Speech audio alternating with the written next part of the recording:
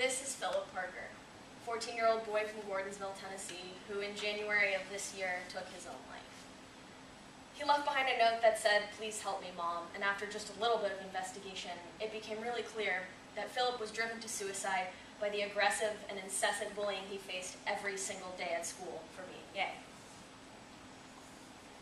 When I hear stories like Philip's, my initial reaction, beyond being deeply sad, is being pretty outraged. And I think, is there anything that we could have done to prevent Philip's death or to save future students who feel the same isolation and desperation that he felt? So I decided to use this project to investigate a little bit closer Philip's community, specifically the state of Tennessee, to see what indications we could have seen that maybe could have caused Philip to feel the way he did. What I came across was two really interesting pieces of legislation, the first of which deals with what they call gateway sexual activity. So this law did two things, and it passed. It passed into law last year. And the two things it does is first of all, despite the fact that Tennessee already was a pretty abstinence-only oriented sex education program, it said that schools must exclusively and emphatically teach abstinence as the only way to avoid STIs in pregnancy. The second thing that this bill did was that it said that teachers and outside speakers could face fines of up to $500 for just talking about gateway sexual activity. If you're confused about what this means, it's because it's not defined. No one ever really said at any point in this what gateway sexual activity is, and the truth of the matter is it could be anything ranging from hand-holding to any other kind of sexual contact that could eventually lead to intercourse.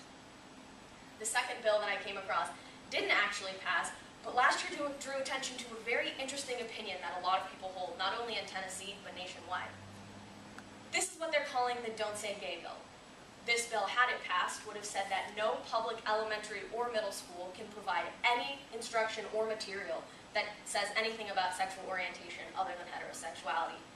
Essentially, in any class, in any circumstances, no one can say the word gay or make any implications about any kind of homosexuality. So what you see here with the combination of these two laws is this enforced silence, this enforced stifling of a conversation that many think should happen and that Philip clearly needed, but that can't happen legally in the state of Tennessee. So there were three really driving questions in my project. First was, all legislation is trying to solve some kind of problem. So what's the problem that this legislation is trying to cause? Second of all, what are the effects of this legislation, intended or otherwise? And third of all, is it the best solution? And if not, is there a better one? So first, identifying the problem that this legislation tries to deal with. I found that it's pretty clear that the problem that this legislation is trying to solve is this conflict between family and school. The conflict between what should be dealt with between a parent and his or her children inside of a home in a private circumstance, or what should be institutionalized and dealt with in a school between teachers and students. When I looked further into what scholars thought about this identification, I found that they generally agreed. And I found particularly that Susan Burden put it very eloquently when she said, "Classroom silence about lesbian and gay identity speaks loudly, as does the mysterious deafness that school personnel often evidence in the presence of derogatory epithets, like the ones that Philip faced every single day at school." So if this is the real problem, then what we have is a misidentification. We have this overarching problem of silence.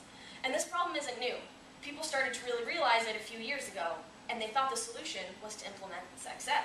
They said, if we want this silence to go away, we should institutionalize the conversation, and we should have it happen in our schools. And here's where we have this secondary problem, the family versus school conflict. A lot of people found that this solution was highly problematic because sex education is something that belongs inside the home and not inside the classroom. So that's when these Tennessee lawmakers stepped in with these two pieces of legislation.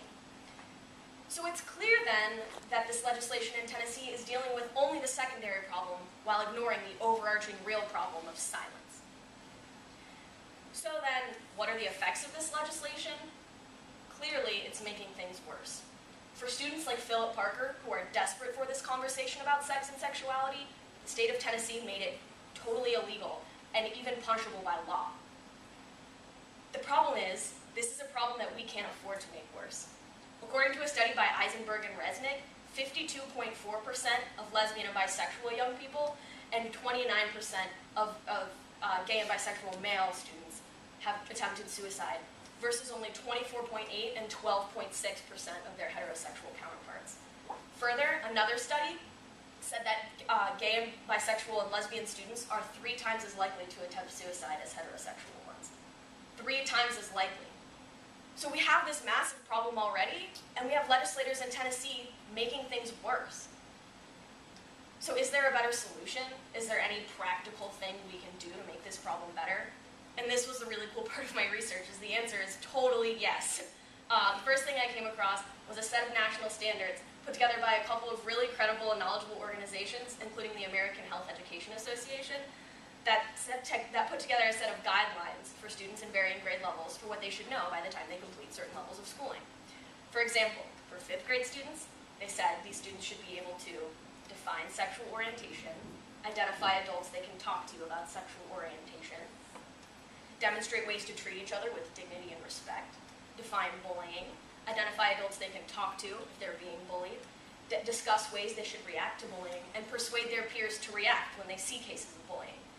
So what's really cool about these standards is it doesn't just deal with one of the problems. Not only is it breaking the silence, but it's encouraging the conversation to take place everywhere, inside of the classroom and otherwise. By encouraging students to identify parents or other adults they can talk to, they're encouraging the conversation to take place within the home and outside of the home in a general broad sense so that students can get what they need from wherever they can find it. But my next question was, this sounds really great, but clearly we see a lot of controversy in Tennessee. So could something like this ever actually be implemented in a school in any real way? And I found this awesome project called Project 10 that did exactly that and was massively successful. Project 10 took place in the LA school district, and it used school-based intervention on issues of sexual orientation to improve the quality of life for students like Philip. They took a 3-fold approach to implementing this. First, they realized they needed to break through the silence to reach these students who feel so isolated and desperate. Secondly, they needed to provide a safe and supportive environment so that these students could talk about their sexual orientations without feeling threatened or endangered. And thirdly, they needed to lead by example by taking a non-judgmental posture towards the issue so that all students see how to treat each other with the respect they deserve. Orbe and Harbeck did a study of this project, and they surveyed 300 students in a high school that had been using Project 10 for 3 years, and they found that the results were overwhelmingly positive. 79% of these students thought that the best thing that came out of Project 10 was that all of the students in the school gained accurate information about gay, lesbian, and bisexual issues, not just the gay ones, so that everyone understood each other better and could interact more respectfully. The second thing, and probably most importantly, was that only 11% of these students, high school students, thought that the effects of Project 10 had been negative. That means 89% of these students thought the effects were either positive or neutral. That means the resistance to this project was totally minimal and hugely successful, because the biggest problem with these issues is that they're controversial, but clearly programs can be very successful regardless of this controversy. They also noted a general shift towards increased tolerance and increased respect among students. I think they put it best in the conclusion of their report when they said, the positive results obtained by Project 10 substantiate the belief that low-cost remedies to anti-gay prejudice and discrimination are possible, that controversy surrounding the issue can be minimized, and that the commitment to human rights and the needs of these young people demands that these remedies be pursued. My conclusion then is that we can't afford to not do something. We can't have this information and sit with it. For the sake of students like Philip Parker, we have to do something, and we totally can. We're saving lives here, because at the end of the day, the truth of the matter is, without sexuality as a part of our curriculum, and a very important part of it, our students might be learning a great deal about math and science, but if they don't feel like they have a reason to live, what use is any of that? Thank you.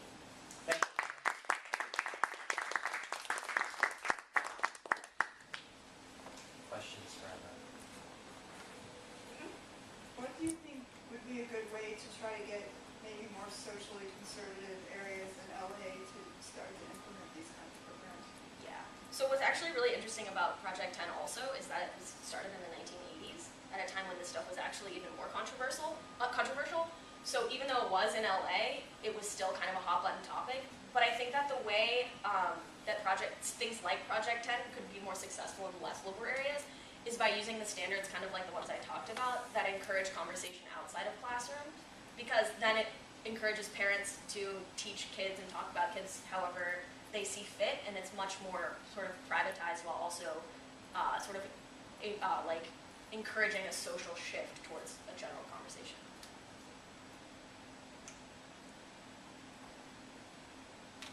Any other questions? Yeah.